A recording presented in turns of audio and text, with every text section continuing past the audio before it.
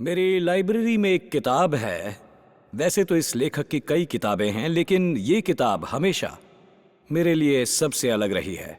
और ये उपदेशों की किताब है। इसका शीर्षक है बाइबल और मानवीय भाषण में सबसे महान शब्द। जी हाँ, बाइबल और मानवीय भाषण में सबसे महान शब्द, क्लैरेंस मैकार्टनी द्वारा।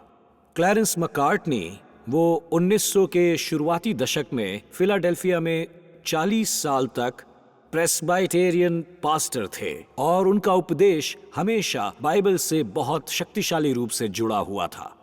और ये पुस्तक लगभग 10-15 अन्य पुस्तकों के साथ उन पुस्तकों का हिस्सा थी जिन्हें उन्होंने जारी किया था, जिसमें फिलाडेल्फिया के पास्टर से प्रचारित उनके संदेशों के प्रिंटेड वर्जन्स शामिल थे। और ये विशेष रूप से ये पुस्तक है बाइबल और मानवीय भाषण में सबसे महान शब्द, उपदेशों की एक पुस्तक। उन्होंने वो संदेशों को एक श्रृंखला के रूप में प्रचारित किया। वो एक शब्द देते थे और एक थीम, और फिर वो शब्द देते थे जिसके बारे में वो बोल रहे थे। जैसे कि ये कुछ अध्याय हैं, सबसे खतरनाक शब्द, और फिर वो कल सबसे खतरनाक शब्द है, शब्द लिखकर उस पर संदेश का प्रचार करते हैं।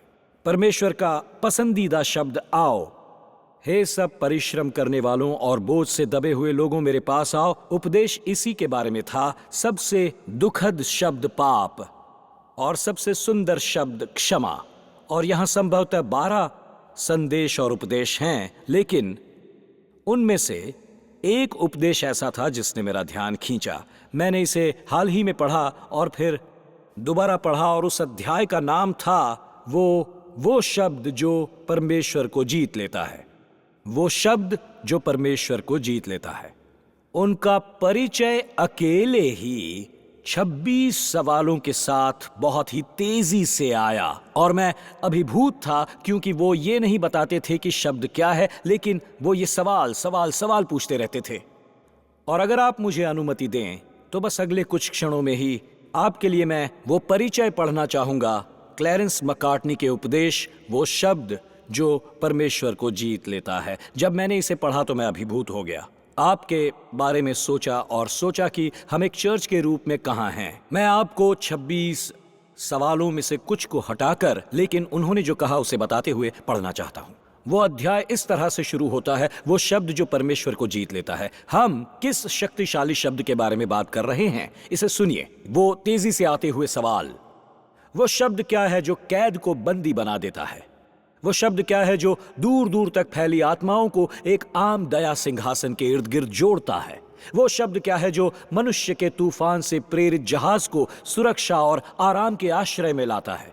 वो शब्द क्या है जो पापी जीवन शैली के चेहरे पर मौत की छाया को पीछे हटा देता है? वो शब्द क्या है जो रात में गीत देता है और विवेक से पीड़ित दिल से अपराध का बोझ उठाता है? वो कौन सा शब्द है जो प्रलोभन का सामना करने पर हमारे हाथ में तलवार थमा देता है? वो कौन सा शब्द है जो हमें अपने दैनिक बोझ का सामना करने की शक्ति देता है? वो कौन सा शब्द है जो आत्मा को मजबूत करता है? कौन सा शब्द जो हमें तब ऊपर उठाता है जब हम गिर जाते हैं, और जो स्वर्ग से स्वर्गदूतों को हमारे पास लाता है जब हम युद्ध में होते हैं? वो कौन सा शब्द है जो हमें परमेश्वर के राज्य में उसका सहकर्मी बनाता है? वो कौन सा शब्द है जो दूर देश से आए भटकने वालों को याद दिलाता है? वो कौन सा शब्द जो शरीर, प्राण और आत्मा तीनों के लिए सबसे अच्छा चिकित्सक है? कौन सा शब्द जो हम बोलते हैं तो बंदी मुक्त हो जाते हैं और वो आगे कहते हैं? वो कौन सा शब्द है जो खिड़की में क्षमा और मेल मिलाप का दीपक जलाता है ताकि एक भटका हुआ व्यक्ति घर लौट सके? वो कौन सा शब्द है जो अनंत काल को दृष्टि में लाता है? वो कौन सा शब्द है जो बोलने के अपने सरलतम रूप में जिसे शिशु भी करने की कोशिश कर सकते हैं? और वो कौन सा शब्द है जो सबसे उदात्त स्वर है, जो उच्च महिमा तक पहुंच सकता है? वो कौन सा शब्द है जिसे सुनकर स्वर्गदूत प्रसन्न होते हैं, पश्चाताप करने वाले पापी के होठों पर? वो कौन सा शब्द है जो मृत्यु के द्वार पर हमारा नारा है? वो शब्द जिसकी हमें स्वर्ग में प्रवेश करने की आवश्यकता है। यहाँ ये चर्च है। मैकार्टनी कहते हैं शक्तिशाली, सर्वव्यापी, परमेश्वर को जीतने वाला शब्द यहाँ है। अब जरा इसे सुनिए। वो शब्द जो परमेश्वर को जीतता है वो प्रार्थना है। ये कहना एक साहसिक बात है। मैकार्टनी कहते हैं, और फिर भी हम इसे शास्त्रों के अधिकार से कहते हैं। यीशु ने कहा, खटखटाओ और ये खोला जाएगा, खोजो और तुम पाओगे, मांगो और ये दिया जाएगा। हाँ, ये दिया जाएगा। और प्रार्थना वो शब्द है जो परमेश्वर को जीतता है। हालेलुया! यही शब्द है। ये श्रृंखला इसीलिए है क्योंकि आपने प्रार्थना की है। कुछ दिन पहले ही मैंने अमेरिका में 2 लोकप्रिय अगली पीढ़ी के पास्टर्स को सुना।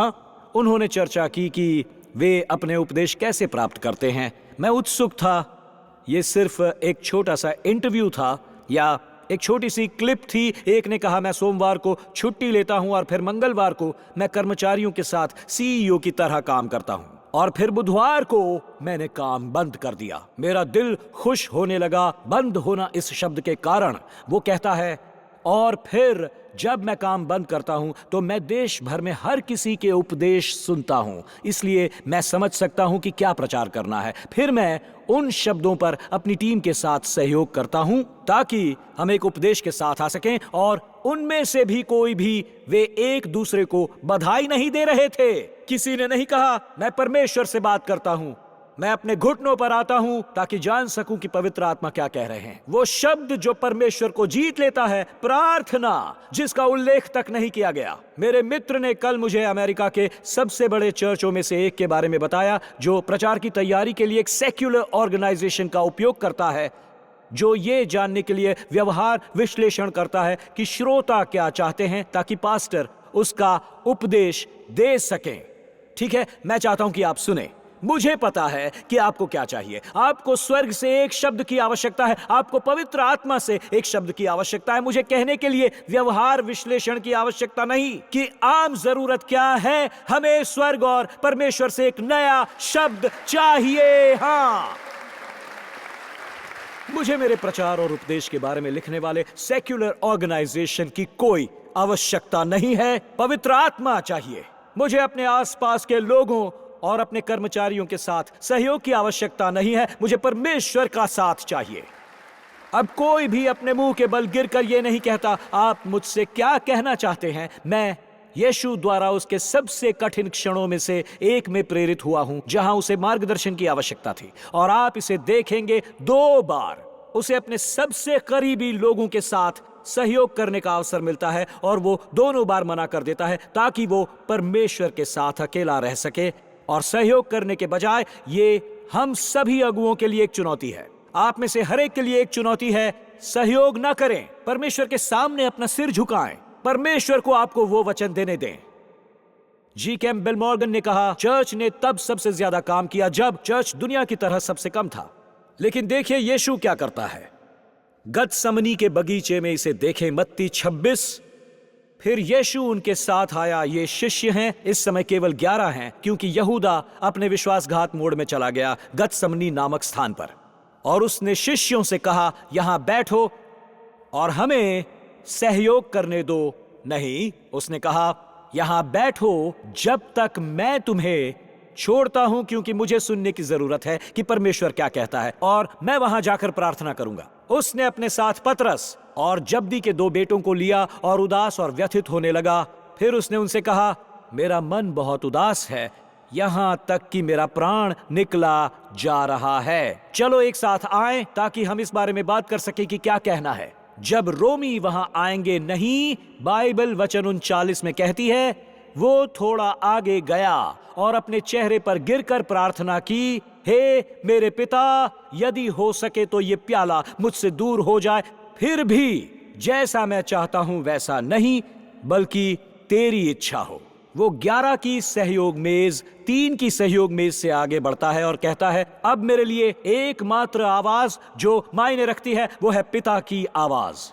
जब हम सहयोग करते हैं, पिछले कुछ हफ्तों से हमें संदेश मिल रहे हैं कि सुपर बोल संडे में एक चर्च बाइबल को ऐसे लात मार रहा है जैसे वो फुटबॉल हो। दूसरा चर्च दक्षिण में उस पर सिरप डाल रहा है जैसे वो कोई खाने की चीज हो। और फिर कुछ ऐसे दूसरे चर्च हैं जो सीनियर पास्टर को किसी फिल्मी किरदार की तरह तैयार कर रहे हैं। ये ऐसा है जैसे आप देखते हैं मैवरिक में टॉम क्रूज को। ये आखिरी चीज है जो आपको मुझसे देखने की जरूरत है। मैं बस इतना कहना चाहता हूं, आपको किसी ऐसे व्यक्ति को देखना चाहिए जो यीशु जैसा दिखता हो, यीशु से सुना हो और जो यीशु ने कहा था उसका वो प्रचार करता हो। और इतना ही नहीं, इसे देखिए, ये जरूरी है कि मैं पढ़ूं कि वो आगे क्या कहता है।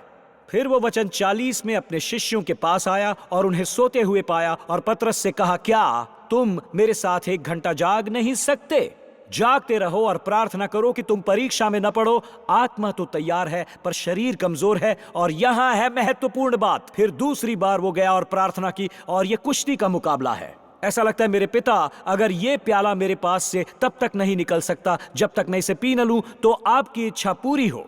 वो अपनी इच्छा पूरी करने के लिए संघर्ष कर रहा है, क्रूस पर जाने के लिए नहीं।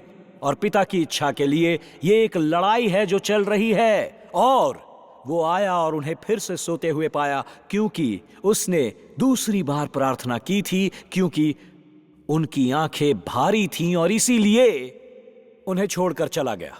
ये लगभग वैसा ही है जैसे अन्य बार वो शिष्यों से बस मदद मांग रहा था, क्या तुम मेरे साथ प्रार्थना नहीं कर सकते? क्या तुम मेरे साथ जाग नहीं सकते? ये कह रहा है, क्या तुम मेरे साथ जाग नहीं सकते? और फिर अचानक वचन 45 में ऐसा लगता है, संकल्प और दृढ़ता। वचन 45 में कुछ ऐसा हुआ जिसने उसे स्थिर किया। जब वो अपने शिष्यों के पास वापस आया और भाषा बदल जाती है और वो ये शब्द कहता है, वो कहता है, देखो वो घड़ी निकट आ गई है, मनुष्य का पुत्र पापियों के हाथों में पकड़वाया जा रहा है। उठो चलो, देखो मेरा विश्वासघाती निकट आ गया है। कुछ हुआ, उसके दिल में एक संकल्प था, कुछ ऐसा था जो उसे परमेश्वर से मिला था। उसे खुद को स्थिर करने और खड़े होने की अनुमति दी। और मेरा मानना है कि ये सब तब शुरू हुआ जब यीशु ने अपने सबसे करीबी लोगों से कहा, यहां बैठो जबकि मैं वहां जाता हूं। वचन 39 के शब्द। और वो थोड़ा आगे चला गया, वो थोड़ा आगे चला गया। दोस्तों, हमें ऐसे लोगों, ऐसी मंडली के सदस्यों, पास्टर्स की आवश्यकता है जो समूह से आगे बढ़ें। ये लगातार चुनौती है, प्रार्थना में आगे बढ़ें, परमेश्वर में आगे बढ़ें। और इसे ध्यान में रखें। सुनिए, जब आप भीड़ से दूर जाते हैं, जब आप टेबल, दोस्तों, सहयोगियों और विज्ञान से दूर जाते हैं, जब आप लोगों को छोड़ दोगे, तो अभी समझ लो तुम इन 3 बातों को जानोगे: परमेश्वर की इच्छा, मसीह का मन और पवित्र आत्मा की शक्ति।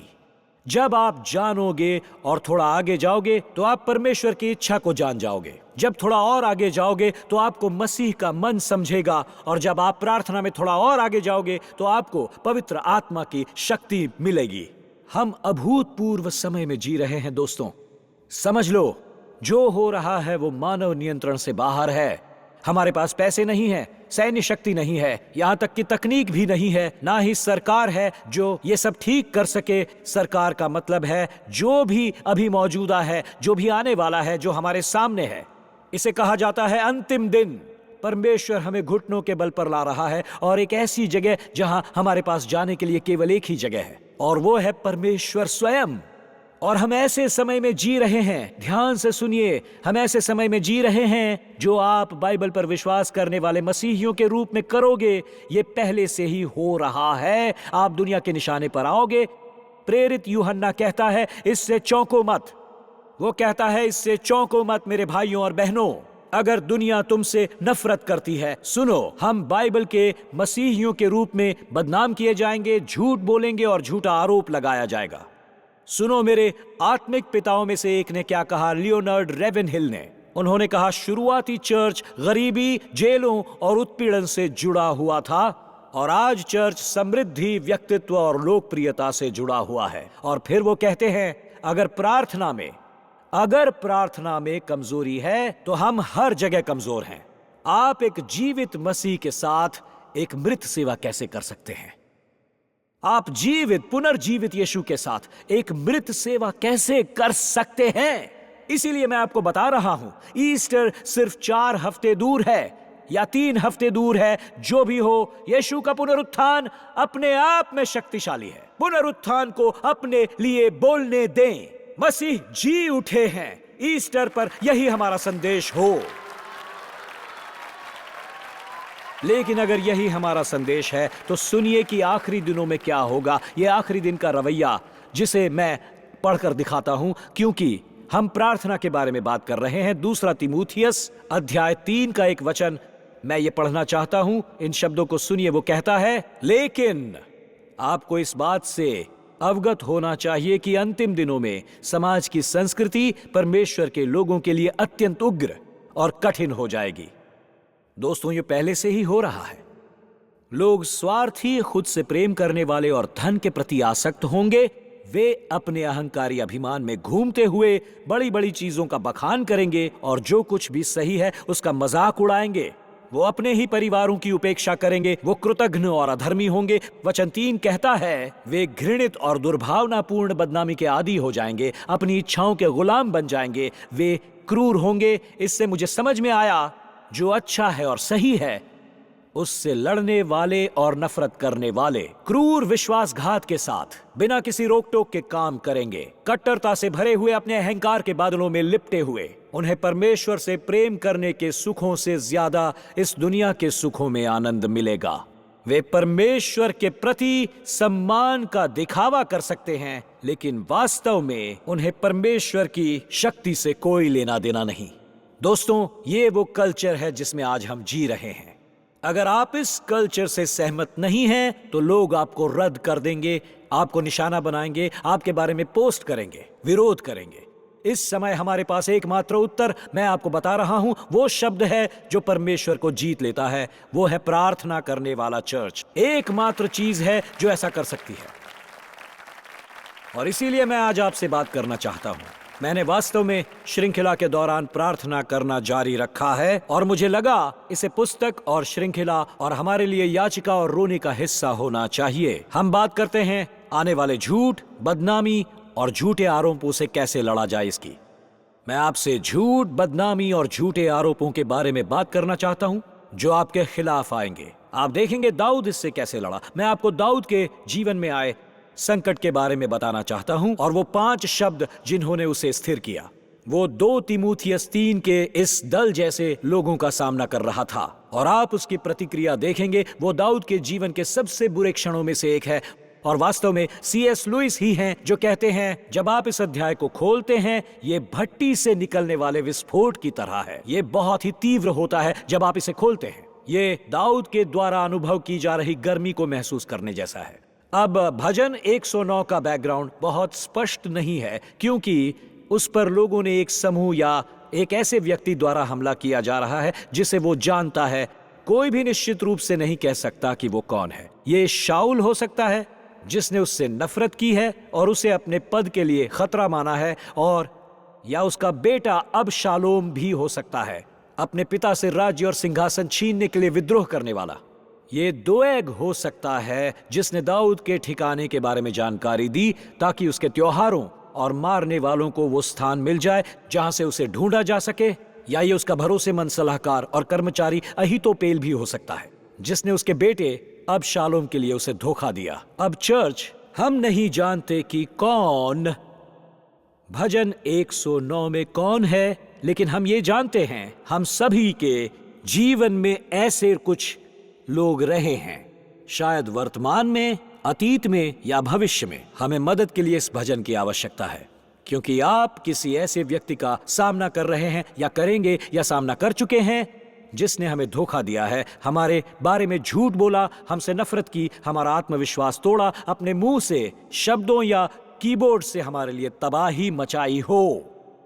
वो हमारे खिलाफ आए हैं और दाऊद ऐसे शब्दों का इस्तेमाल करता है। मैं घिरा हुआ महसूस करता हूं, लड़ा, लोग मेरे खिलाफ लड़ रहे हैं, मुझ पर झूठ, छल और आरोप से हमला किया जा रहा है। और देखिए, ये उन लोगों से आता है जिन्हें वो कभी दोस्त कहता था, और वो 5 शक्तिशाली शब्द केवल 4 वचन से आते हैं जब वो बदनामी, आरोप और व्यक्तिगत हमले से घिरा था। मैं आपको भजन 109 पढ़कर सुनाता हूं।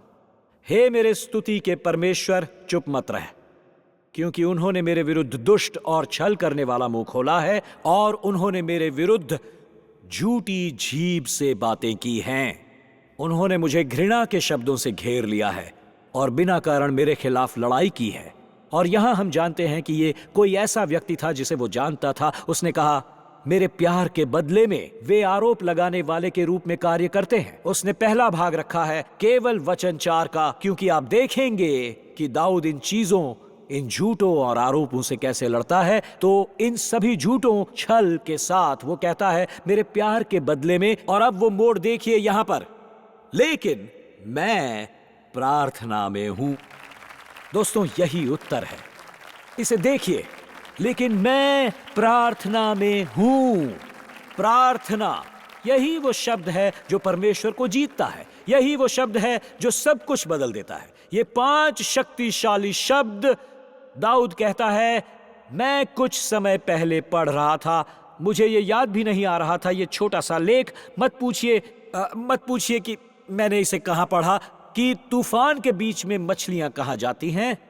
जब ये ऊपर से तूफानी हो जाता है तो वो क्या करती हैं? और वो कहता है जब पानी तूफान से अशांत होता है तो मछलियां 8 मीटर नीचे चली जाती हैं, और इससे शांति और एकांत आना शुरू हो जाता है। चाहे वहां ऊपर कुछ भी हो रहा हो, वो 8 मीटर तक गोता लगाती हैं। और इसका मतलब है कि जब कोई महामारी, कोई संकट, कोई आरोप, कोई पारिवारिक मृत्यु, बदनामी या हमला होता है, हम विश्वासियों के रूप में क्या करते हैं? हम गहराई में जाते हैं। हम 8 मीटर गहराई में जाते हैं। भजन 109 वचन 4 के वे 5 शब्द, वे 8 मीटर के शब्द हैं। लेकिन मैं प्रार्थना में हूं का अर्थ है, दाऊद ने गोता लगाया और कहा सुनो, मुझे प्रार्थना करनी है, लेकिन मैं प्रार्थना में हूं।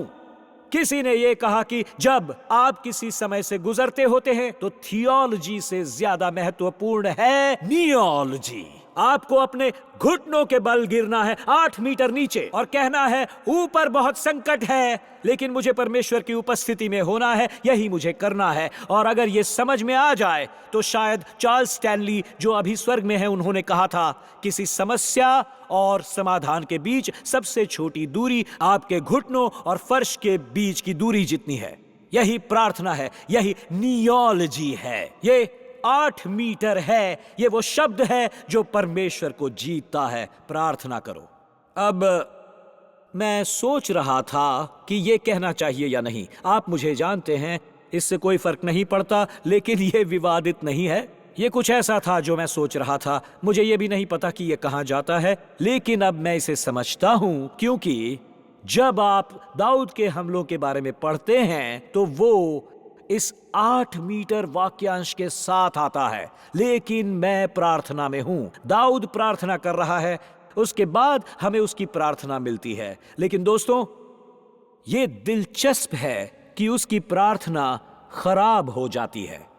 यह लगभग ऐसा है, और मुझे नहीं पता कि इसे सामने लाना चाहिए या नहीं, लेकिन मुझे करना ही होगा, क्योंकि यह ऐसा है। मैं आपके लिए भजन 109 में कुछ ढूंढ रहा था। जैसा कि मैंने पिछले सप्ताह अय्यूब में कहा था, आप अय्यूब को कैसे ठीक करते हैं, आप अय्यूब को वहां कैसे पहुंचाते हैं, और फिर आप मगरमच्छों और दरियाई घोड़ों के बारे में बात करते हैं। दाऊद हमारी मदद करने जा रहा है, और समस्या ये है, यहां आता है एक बड़ा धार्मिक शब्द। दाऊद इसके बजाय कहते हैं लेकिन मैं प्रार्थना में हूं। फिर वो प्रार्थना करता है जिसे हम शाप देने वाला भजन कहते हैं, जो बदला लेने का भजन है। और यहां जो मुझे पसंद है वो ये कहता है कि बाइबल इसे हटाती नहीं है। वो चाहता है कि आप दाऊद के शब्दों को देखें। पवित्र आत्मा शब्दों को वहां रखता है ताकि आप दाऊद की प्रार्थना में देख सकें कि आपने कई बार क्या सोचा था, लेकिन आपने सोचा मैं इसे अपने दिल में रखूंगा और शब्दों को नहीं कहूंगा। न्यूज़ फ्लैश, वो पहले से ही जानता है कि आपके दिल में क्या है।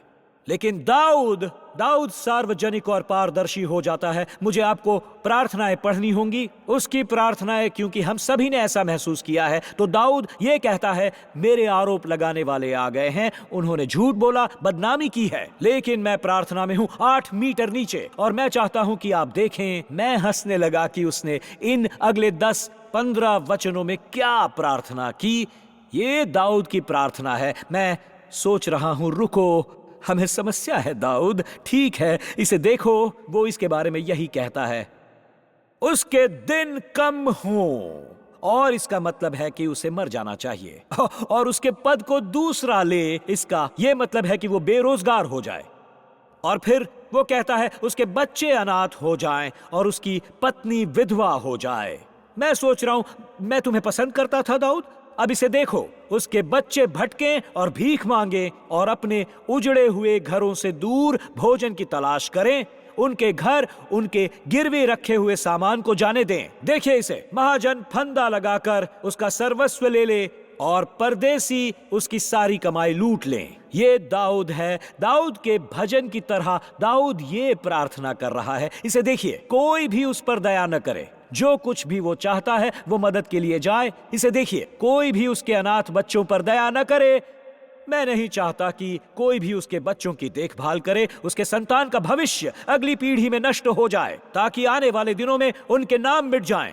भविष्य में उनके नाम ही मिटा दिए जाएं। उसके पूर्वजों के अधर्म को याद किया जाए। हम कह रहे हैं, हे परमेश्वर मेरे अधर्म को याद मत करो। वो कहता है सब याद रखो और उसकी माँ के पाप को मत मिटाओ। मैं सोच रहा था चलो उसकी माँ पर यहाँ कुछ दया दिखाओ। हे प्रभु, वे हमेशा प्रभु के सामने रहें ताकि वे पृथ्वी से उनकी याद मिटा दें। ये मेरे दोष लगाने वालों और मेरे विरुद्ध बुरा बोलने वालों का प्रभु की ओर से यही प्रतिफल हो। मेरे विरुद्ध बोलने वालों का उन्हें पकड़ो परमेश्वर। और फिर यहाँ क्या कमाल है, ये कहने के बाद आपको अगला वचन पढ़ना चाहिए। और फिर वो कहता है, लेकिन हे परमेश्वर प्रभु मुझ पर दया करो। किस लिए दया? उन्हें मार डालो, मुझे प्यार करो। उन्हें चोट पहुंचाओ, मुझे ठीक करो। दोस्तों, यह कमाल है क्योंकि यह बहुत ईमानदार है।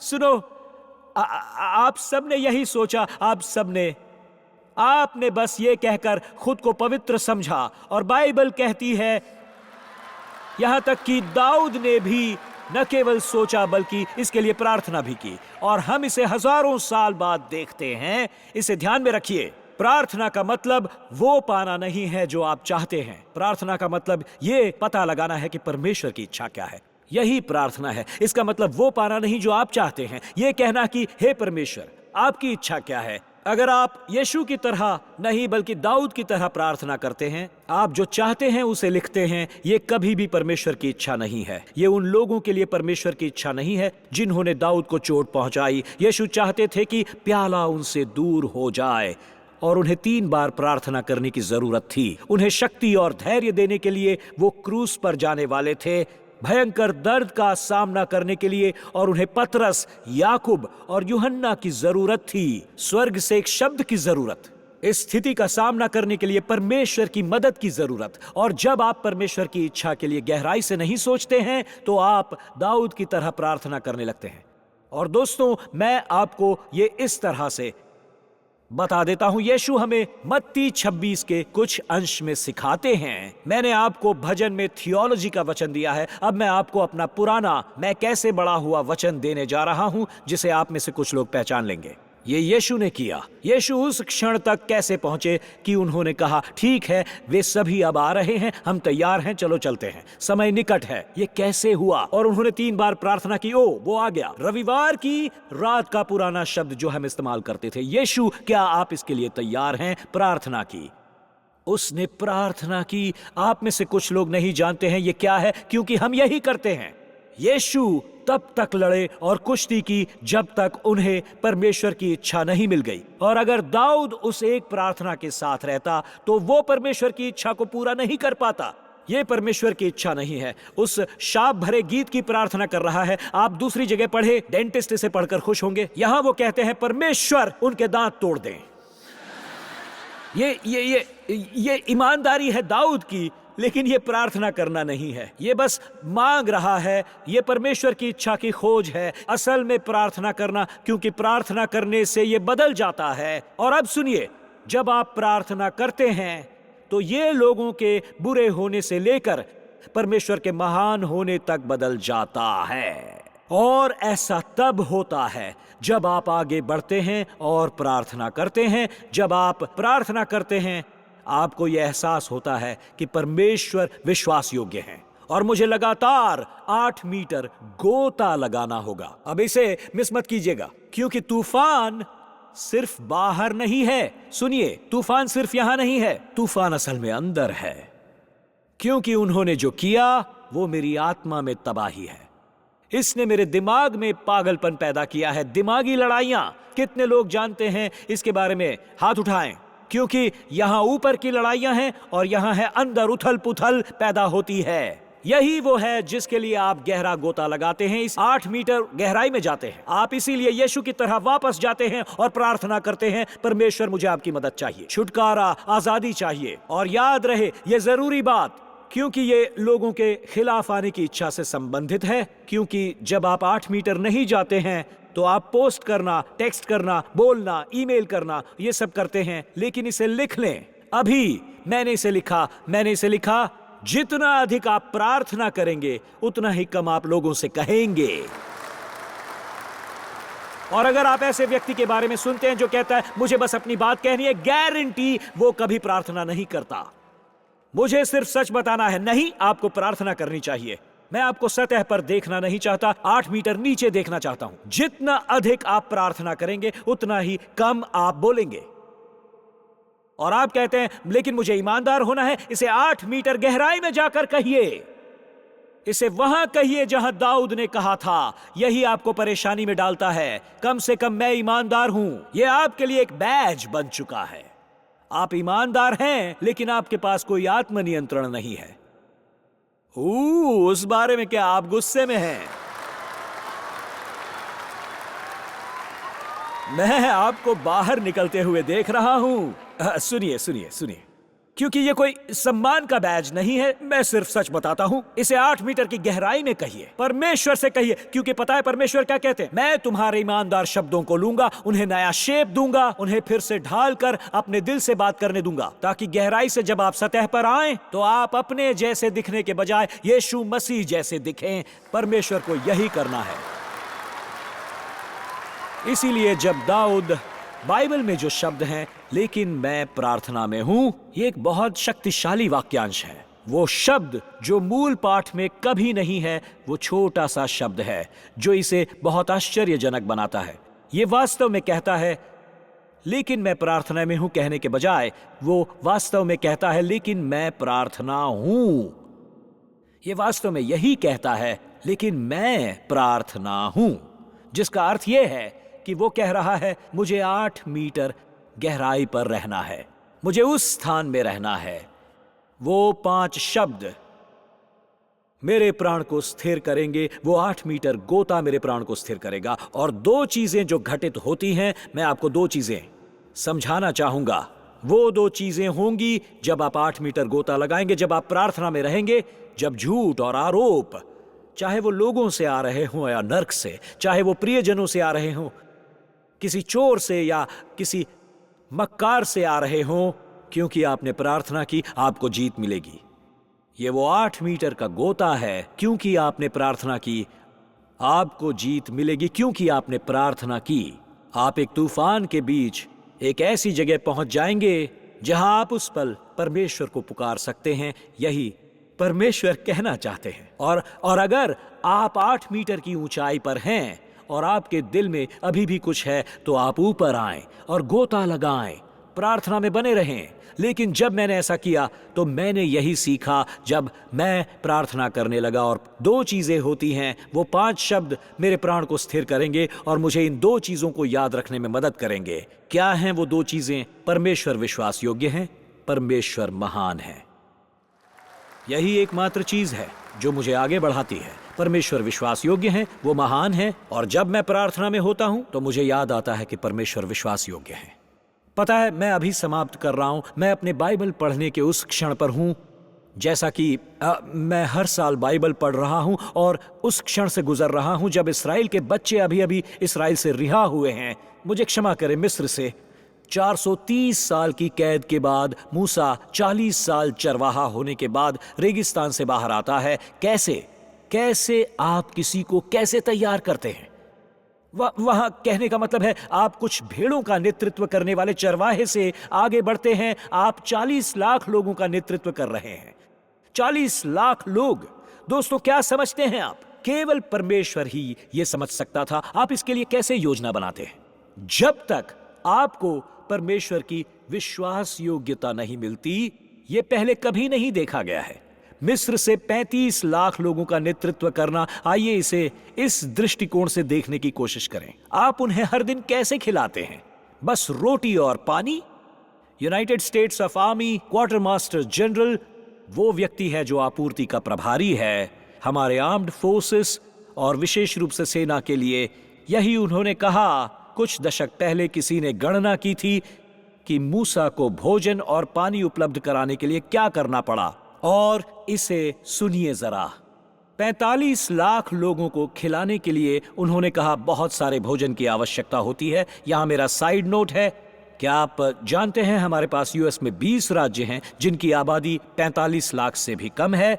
मूसा ऐसे लोगों के समूह का नेतृत्व कर रहा है जो हमारे 50 राज्यों में से 20 राज्यों से भी बड़ा है, और वो इंचार्ज है उनका। वो नहीं जानता कि वो क्या कर रहा है। यूएस क्वार्टर मास्टर जनरल के अनुसार उन्होंने कहा मूसा इन लोगों को खिलाने के लिए यहां ये आता है दोस्तों, उसको प्रतिदिन 1500 टन भोजन की आवश्यकता होती थी।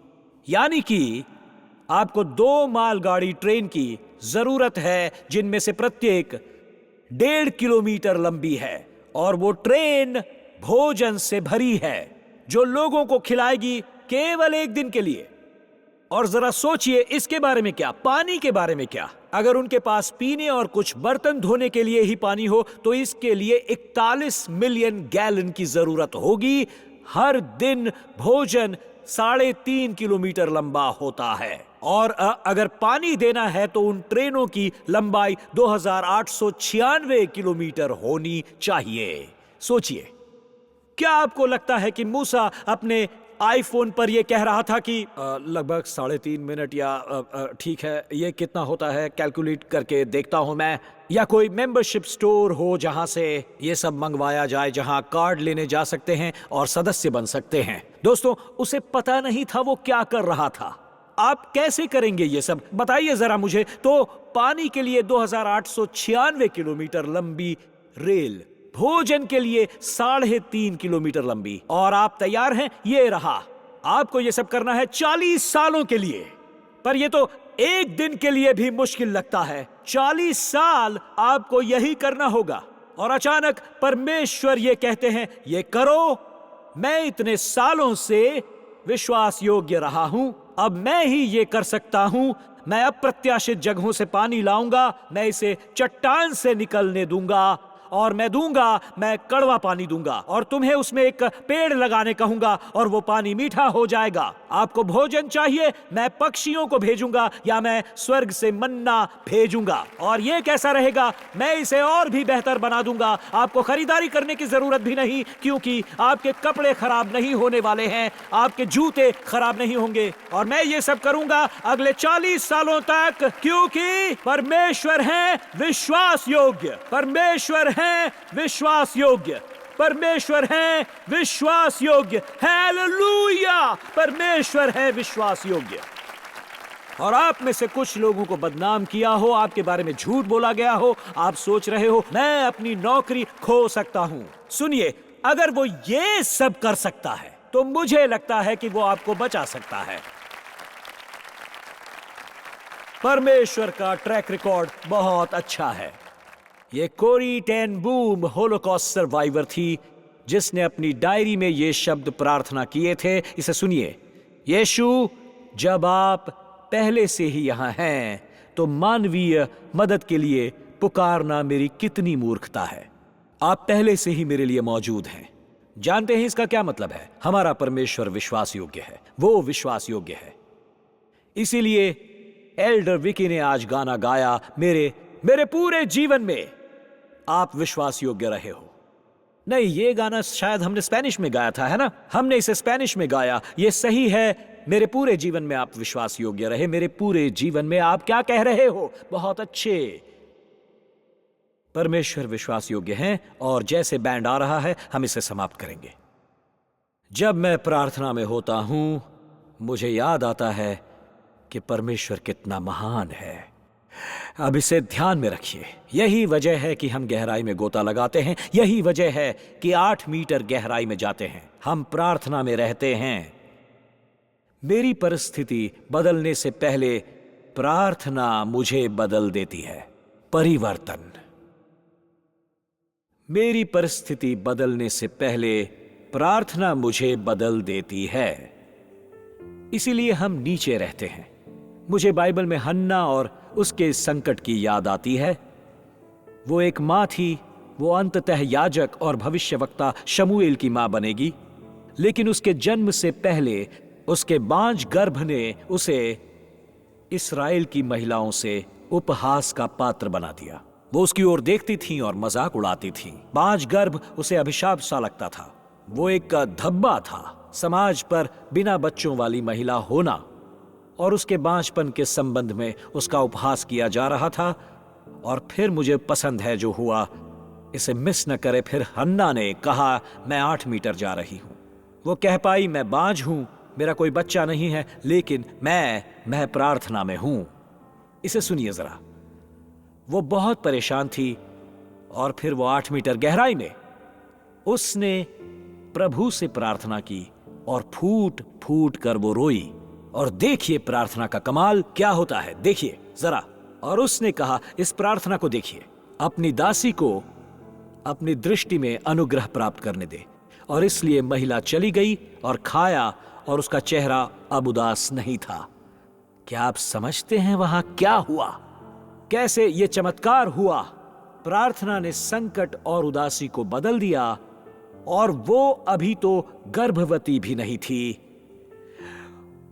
उसे अपना रवैया बदलने के लिए बच्चे का इंतजार नहीं करना पड़ा। या मैं इसे ऐसे कहूंगा, जरा ध्यान से सुनिएगा, कि मेरी खुशी चमत्कार से नहीं है, मेरी खुशी परमेश्वर की उपस्थिति से है।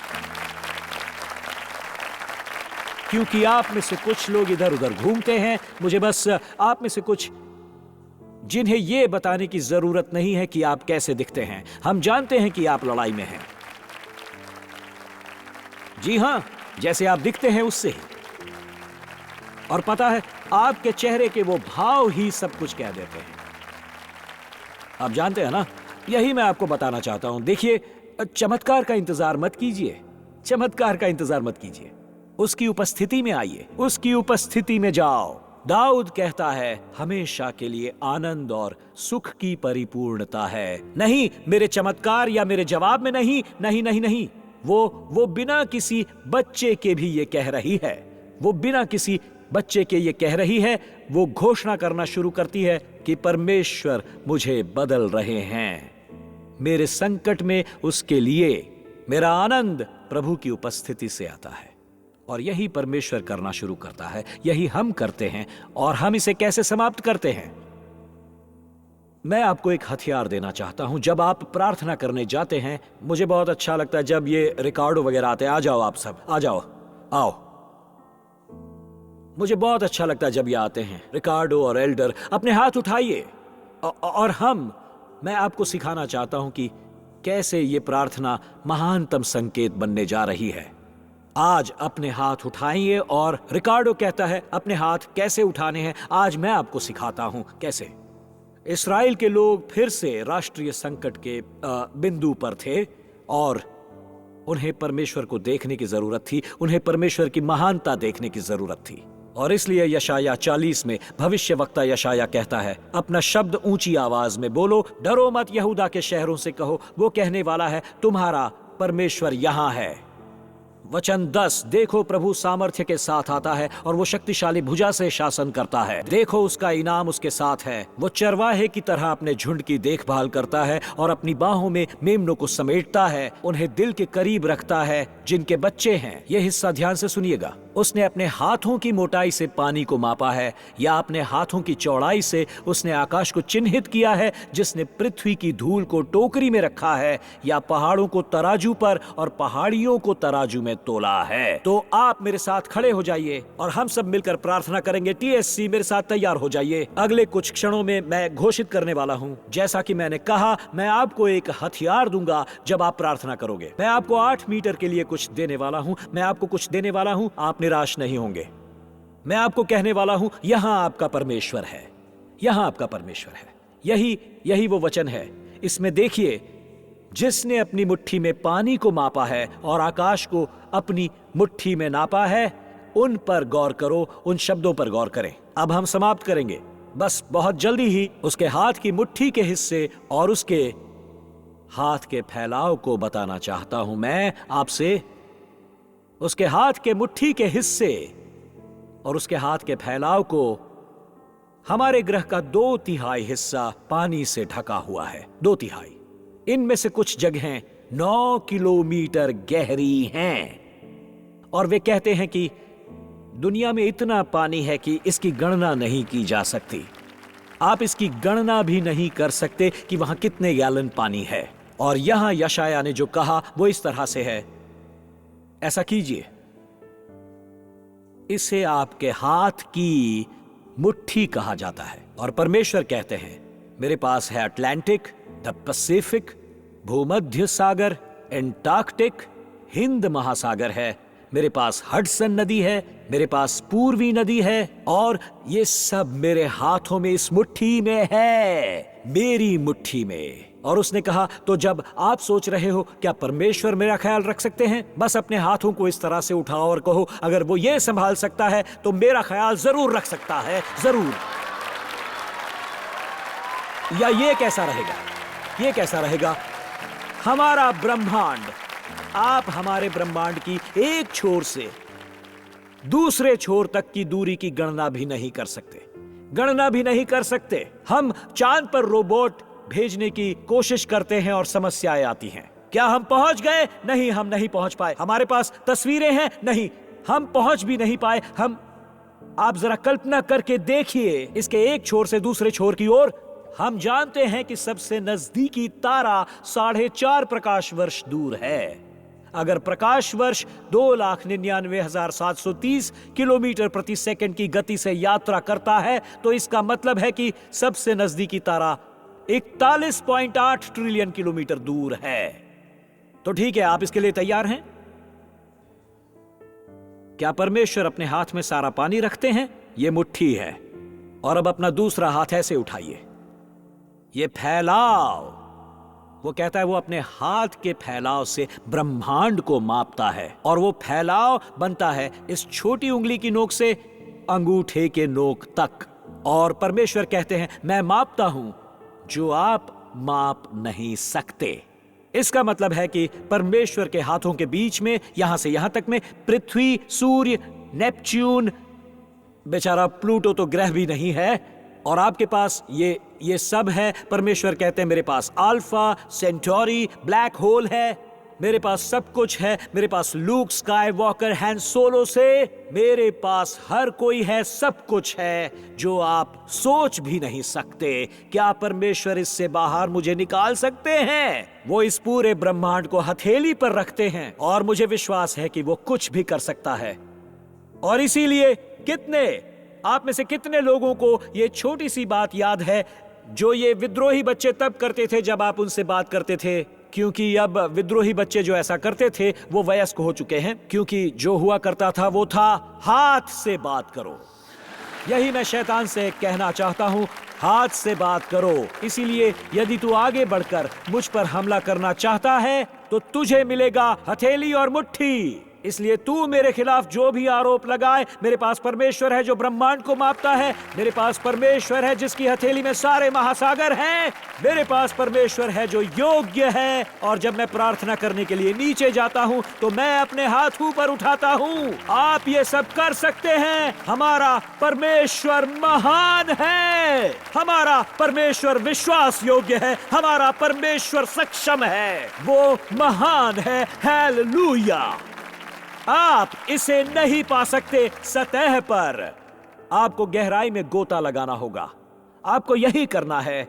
और जब आप ऊपर होते हैं तो आप लोगों को देखते हैं। याद रखें, प्रार्थना हमें मनुष्य की बुराई से बदल देती है परमेश्वर की महानता की ओर। परमेश्वर की महानता, प्रार्थना यही करती है। अगर आप कहते हैं हम में से कुछ ऐसा क्यों है, प्रार्थना करना इतना मुश्किल क्यों है?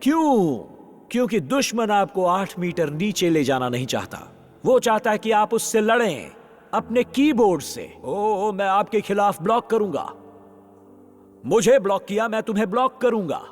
आप इसे पोस्ट करते हैं, टिकटॉक पर ऐसा कहते हैं, आप इंस्टाग्राम पर ये करते हुए देखते हैं, ऐसा पता नहीं क्या मतलब है इसका। और इसीलिए आप इस युद्ध को लगातार चलते हुए देखते हैं। और ये युद्ध मांस और लहू नहीं, ये एक आत्मिक युद्ध है। आपको 8 मीटर नीचे जाना है। जितना अधिक आप प्रार्थना करेंगे उतना ही आप कम बोलेंगे। जितना अधिक आप प्रार्थना करेंगे उतना कम बोलेंगे। अपने हाथों को कीबोर्ड से हटाएं, अपने फोन से हाथों को हटाएं और अपने हाथों को इस तरह मिलाएं और कहिए, परमेश्वर, मैं गहराई में जा रहा हूं। मेरा परमेश्वर विश्वास योग्य है, मेरा परमेश्वर महान है, मेरा परमेश्वर सक्षम है और मेरा परमेश्वर अकल्पनीय है। हम समय से आगे निकल गए हैं, लेकिन ये 1 बजे की सेवा है, कोई फर्क नहीं पड़ता। तो इसे ध्यान से सुनिए। कितने लोग उस लड़ाई में हैं और आपको जवाब आने से पहले ही आनंद की जरूरत है। आप सोचते हैं मुझे बस ये जानना है कि मैं उसकी उपस्थिति में हूं और मैं उसकी खुशी पा सकता हूं, जैसे हन्ना ने पाई गर्भावस्था से भी पहले, जवाब से भी पहले। और मैं चाहता हूं कि वो मुझे अभी बदल दे। इसी वक्त उठाइए अपने हाथ और कहिए मेरे साथ, हम प्रार्थना करेंगे अभी। पिता, अभी उठाए गए हर हाथ के लिए ये गहरे गोताखोर होने चाहिए। ये 8 मीटर गहराई वाले लोग हैं। ये हैं लोग जिन्हें गहराई में परमेश्वर को खोजना है, ताकि उन्हें बदनामी, झूठ, आरोपों का जवाब ना देना पड़े। लेकिन वे किसी के साथ सहयोग करने और किसी से बात करने से पहले परमेश्वर को खोजने जा रहे हैं। वे लोग अलग होने जा रहे हैं, गहराई में गोता लगाने जा रहे हैं। देश भर के और दुनिया भर के पास्टर्स के लिए यही प्रार्थना करता हूं। पिता, मैं प्रार्थना करता हूं कि पास्टर्स को फिर से उनके घुटनों पर जगह मिले। मैं प्रार्थना करता हूं कि पास्टर्स और उपदेशक अपने हाथों और घुटनों पर वापस आ जाएं और प्रचार करने के लिए यूट्यूब या पॉडकास्ट पर कुछ ना देखें, बल्कि वो फिर से स्वर्ग से सुने। हमें स्वर्ग से सुनना है। तो आइए उन चर्चों को खड़ा करें जो कह रहे हैं, हम चाहते हैं कि स्वर्ग बोले और आनंद अपनी प्रार्थना में भेजें। आपकी उपस्थिति का आनंद, परमेश्वर की उपस्थिति का आनंद। Hallelujah, hallelujah.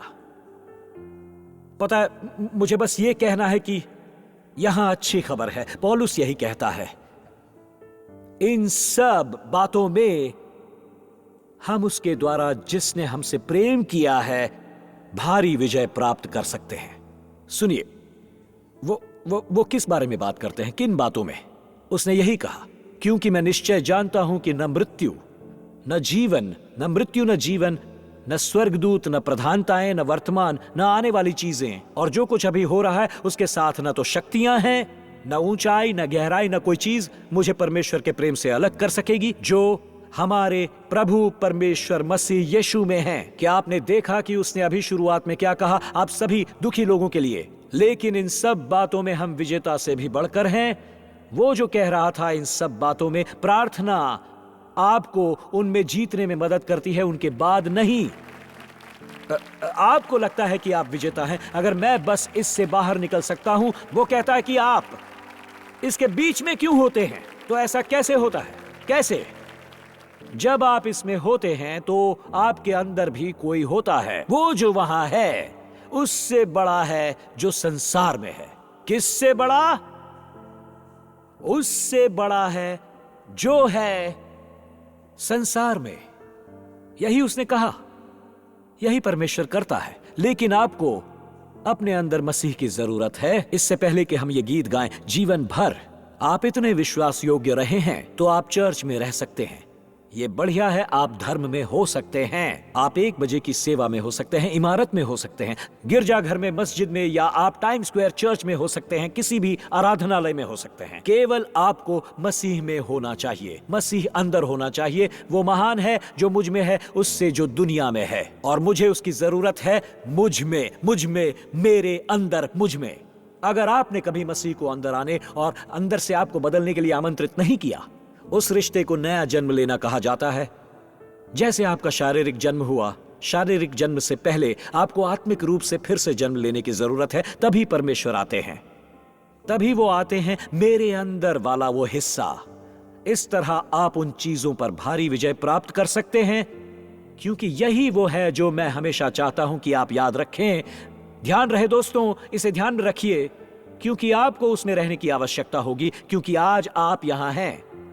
मैं शायद एक कानूनी लड़ाई में हूं, किसी पद पर हो सकता हूं, अस्पताल में हूं, मुसीबत में हो सकता हूं, कर्ज में हो सकता हूं, ऐसे देश में हो सकता हूं जो मसीहियत से नफरत करता है। मैं जेल में या कहीं भी हो सकता हूं। मैं प्रार्थना में, प्रार्थना में, प्रार्थना में और प्रार्थना में ही रहूंगा, प्रार्थना में। लेकिन आप इससे तब तक नहीं निकल सकते जब तक कि मसीह आपके अंदर ना हो। और यदि आप फिर से पैदा नहीं हुए तो ये एबीसी जितना सरल है। ए, मान लेना कि मैं पापी हूं, अंदर से टूटा हुआ हूं, मैं खुद को ठीक नहीं कर सकता। बी, विश्वास करना कि परमेश्वर ने अपने बेटे को 2000 साल पहले भेजा मेरे लिए, मेरे पापों का बोझ उठाने, मेरे लिए सूली पर चढ़े, ऐसा जीवन जिया जो मैं नहीं जी सकता, मुझे इनाम में ये जीवन देने के लिए। और सी, वो इंचार्ज हैं, केवल संडे को नहीं पर वो हर दिन इंचार्ज है। मुझे आपकी जरूरत है। यही रोमियो 10:9 और 10 है। उसे प्रभु के रूप में स्वीकार करते हुए अब आप मालिक हो, आप मालिक हो। चाहे सोमवार हो या मंगलवार, आप हो। हर एक सर उठा हुआ और आंखें बंद। अगर आज आप यहाँ हो और कहते हो, पास्टर टिम, मैं इस जगह को मसीह के बिना नहीं छोड़ना चाहता, मुझे जो भी सामना करना पड़े या 8 मीटर गहराई में गोता लगाना पड़े, मसीह मेरे साथ हर चीज से गुजरता है। अगर आज आप यहाँ और कहते हो नए सिरे से जन्म लेने की वो प्रार्थना मेरे लिए आप करेंगे, मैं जरूर करूंगा आपके लिए। हाथ उठाइए, आपके हवा में ऊपर, वहां हाथ उठाइए, मैं देखना चाहता हूं। यस यस यस यस, हाँ, वहां वहां वहां ऊपर, वहां बीच में बालकनी, वहां वो पूरा हिस्सा, आप भी वहां, वहां जो लोग खड़े हैं वो भी हाथ उठाएं, मेरे साथ जुड़ जाएं मेरे साथ। यस यस यस, वहां ऊपर बालकनी में जो लोग खड़े हैं, जो ऑनलाइन है, बस टाइप कीजिए डिसाइडेड। चलिए प्रार्थना करते हैं, मेरे साथ कहिए, प्रिय प्रभु यीशु, मैं विश्वास करता हूं कि आप परमेश्वर के पुत्र हैं। मैं विश्वास करता हूं कि क्रूस पर आपने मेरे पाप, मेरी शर्म और मेरे अपराधों को लिया और आप इसके लिए मरे, मेरे लिए नर्क का सामना किया ताकि मुझे वहां जाना न पड़े। आप मृतकों में से जी उठे ताकि मुझे स्वर्ग में एक स्थान, पृथ्वी पर एक उद्देश्य और अपने पिता के साथ एक रिश्ता दे सके। आज प्रभु यीशु, मैं अपने पाप से मन फिराता हूं फिर से जन्म लेने के लिए। आओ इसे जोर से कहे, परमेश्वर मेरे पिता है, यीशु मेरा उद्धार करता है, पवित्र आत्मा मेरे सहायक हैं, बाइबल मेरा मार्गदर्शक है और स्वर्ग मेरा घर है। यीशु के नाम में, और सभी कहेंगे आमीन आमीन आमीन।